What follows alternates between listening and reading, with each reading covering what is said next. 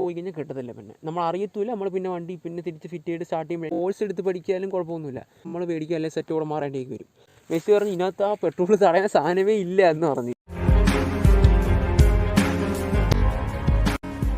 Guys, എൻ്റെ experience എന്ന് പറഞ്ഞു കഴിഞ്ഞാൽ എനിക്ക് ആദ്യം എൻ്റെ ഒരു നോളജിനെ പറ്റി പറയാം. എനിക്ക് അവിടെ നിന്ന് പുള്ളിയോടെ പണ്ട് ഞാൻ ഈ ചാനലിൽ മെൻഷൻ ചെയ്തിട്ടുള്ള സ്പ്ലെൻഡർ ഉണ്ടല്ലോ, ആ സ്പ്ലെൻഡറിൻ്റെ ടയറൊക്കെ ഊരിയും അല്ലെങ്കിൽ പുള്ളി അങ്ങനെ ടയറൊക്കെ ഊരി ടയറൊക്കെ അടുപ്പിടിച്ച് കൊടുക്കുമ്പോഴൊക്കെ നമുക്കൊരു ഐഡിയ കിട്ടും. അങ്ങനെയാണ് ഞാൻ ടയറൊക്കെയാണ് ആദ്യം ഊരി പഠിക്കുന്നത്. പിന്നെയാണ് ഞാൻ ഈ വണ്ടി കിട്ടിയതിന് ശേഷം എൻ്റെ പരീക്ഷണമൊക്കെ തുടങ്ങി. സ്ക്രൂ ഊരാനൊക്കെ എനിക്ക് കൊച്ചിലെ പോലെ ഞാൻ ഇന്ന് കാണുന്ന അത്യാവശ്യം വണ്ടി ഒരു പണിയാക്കുന്ന രീതിയിലേക്ക് എത്തിയത്. ഈ വണ്ടി വന്നതിന് ശേഷമാണ് ഞാൻ പണി ശരിക്കും ചെയ്ത് പഠിച്ചത്. അപ്പം ഈ ഒരു വണ്ടിക്കകത്ത് ഞാൻ അയച്ചിട്ടുള്ള സാധനം എന്ന് വെച്ചാൽ കാർബേറ്റർ അയച്ചിട്ടുണ്ട്. വിഷ്വലായിട്ട് തന്നെ കാണിച്ചില്ല, അപ്പോൾ ഇത് കറക്റ്റ് മനസ്സിലാവും. എനിക്ക് വേറൊരു പണി അതിനകത്ത് കിട്ടി എന്ന് പറയുമ്പം ഗൈസ് നിങ്ങൾക്ക് കാണാൻ അറിയില്ലത് ഈ സംഭവം കൊണ്ടോ ഇവിടെ എന്ന് പറഞ്ഞാൽ ഒരു ഓവർഫ്ലോ നീഡിലുണ്ട് ഇതിൻ്റെ അകത്ത്.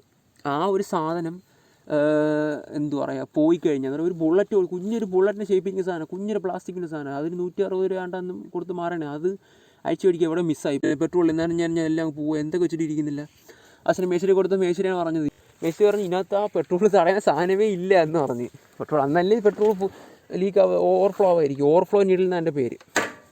ഓക്കെ, സോ അതാണ് നമുക്ക് സംഭവിച്ച ഒരു കാര്യം എന്ന് പറഞ്ഞു കഴിഞ്ഞാൽ. എക്സ്പീരിയൻസ് എന്ന് പറഞ്ഞാൽ എനിക്ക് പിന്നെ എന്താ പറയുക, പല ടയറൊക്കെ ആദ്യം അഴിക്കുമ്പോഴൊക്കെ ഫ്രണ്ട് ടയറും ബാക്ക് ടയറൊക്കെ അഴിക്കുമ്പോൾ എനിക്ക് ആദ്യം അഴിച്ച് പിന്നെ ഇടാനൊക്കെ ഭയങ്കര പാടാണ്. പിന്നെ ഈസിയായി. കാർബേറ്റർ ഊരിയിട്ടുണ്ട്. പിന്നെ ഹെഡിൻ്റെ അകത്തുള്ള സെക്ഷൻ, സ്പീഡോമീറ്ററിൻ്റെ സെക്ഷൻ, ഈ ബ്രേക്ക് കേബിൾ, ബാക്കിൽ പറയുന്ന ബ്രേക്ക് ഷൂസ് മാറിയിട്ടുണ്ട്. ഫ്രണ്ടിൽ ബ്രേക്ക് ഷൂസ്, ബെയറിങ്, ടയർ, ബാക്കിൽ ടയർ മാറിയിട്ടില്ല. പക്ഷേ ഇതൊക്കെ പല ആവശ്യമായിട്ട് ഊരിയിട്ടുണ്ട്. ഈവൻ ഈ കിറ്റ് സെറ്റ് മൊത്തം അയച്ചിട്ടുണ്ട്. ഈ ബ്രെയിൽ അയച്ചിട്ടുണ്ട്. അതുപോലെ തന്നെ നമ്മുടെ ഈ ഒരു ബാക്കിൽ ഈ ഒരു ഫുഡ് റെസ്റ്റ് സൈലൻറ്റ് കിറ്റ് അയച്ചിട്ടുണ്ട്. ഈ കിറ്റും അപ്പുറത്തെ സൈഡിൽ കിറ്റ്, അതായത് ഈ പ്ലാസ്റ്റിക്കിൻ്റെ ഈ കിറ്റ്, ഇതും അപ്പുറത്തെ കിറ്റ്. സ്മാർട്ട് കാർഡ് വേണം അഴിക്കാം, പക്ഷേ അങ്ങനെ സാധനം ഞാൻ തൊട്ടിട്ടില്ല. അപ്പോൾ ഇങ്ങനെയുള്ള കുറച്ച് സാധനങ്ങൾ ഞാൻ വണ്ടി അഴിക്കാനുള്ള സാധനം എന്ന് വെച്ച് കഴിഞ്ഞാൽ ഞാൻ എഞ്ചിൻ അയച്ചിട്ടില്ല, ചെയിനിൻ്റെ സംഭവങ്ങളൊന്നും തൊട്ടിട്ടില്ല, സസ്പെൻഷൻ രണ്ടൊന്നും ചെയ്തിട്ടില്ല, കോൺസെറ്റ് അയച്ചിട്ടില്ല.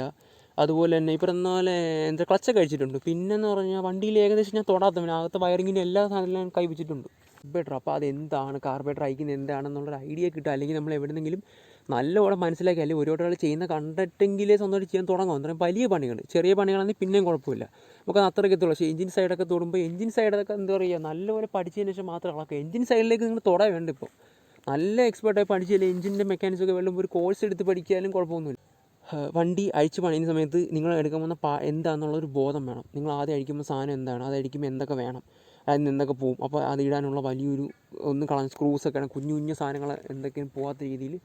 അതുമാത്രമല്ല വണ്ടി എപ്പോഴും നല്ല എന്ന് പറയുമ്പോൾ ഇതുപോലെ മണ്ണി കൊണ്ടുവച്ച് പണി നിൽക്കരുത്. കാരണം എന്ന് വെച്ച് കഴിഞ്ഞാൽ അവിടെ എന്തെങ്കിലും കുഞ്ഞ് സാധനം, എനിക്ക് അടുത്ത കാര്യം ഞാൻ പറയുമ്പോൾ ഇതിൻ്റെ മെയിൻ കണ്ടൻറ്റ് പറയുമ്പോൾ നിങ്ങൾക്ക് മനസ്സിലായി എന്തൊക്കെയാണ് ഞാൻ പറയുന്നതെന്ന്. എന്തെങ്കിലും സാധനം പോയി കഴിഞ്ഞാൽ കിട്ടത്തില്ല. പിന്നെ നമ്മൾ അറിയത്തില്ല. നമ്മൾ പിന്നെ വണ്ടി പിന്നെ തിരിച്ച് ഫിറ്റ് ചെയ്ത് സ്റ്റാർട്ട് ചെയ്യുമ്പോഴേക്കും പല പ്രശ്നങ്ങൾ വരുമ്പോഴാണ് നമ്മൾ ഇന്ന ചിലതൊക്കെ വർക്ക് ചെയ്താകുമ്പോഴേ മനസ്സിലാവും അതിനവിടെ വരേണ്ട സാധനമെല്ലാം മിസ്സായി പോയിട്ടുണ്ടെന്ന്. പിന്നെ നമ്മൾ പേടിക്കുക അല്ലെങ്കിൽ സെറ്റോടെ മാറേണ്ടിയൊക്കെ വരും.